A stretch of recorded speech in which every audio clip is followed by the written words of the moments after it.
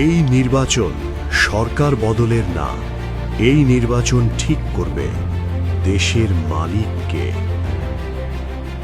ওরা বলে সবার আগে বাংলাদেশ, আমরা বলি আমরাই বাংলাদেশ।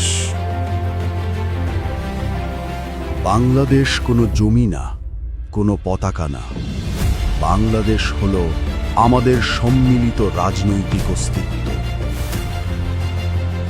এই কথাটা স্বতঃস্ফূর্ত স্লোগান না, এইটা পরিচয়।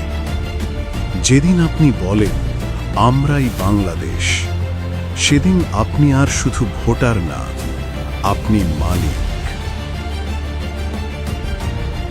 আর মালিক প্রশ্ন করে, আমি যদি বাংলাদেশ হই তাহলে এত অন্যায় কেন? এই প্রশ্ন থেকেই আসে ইনসাফ।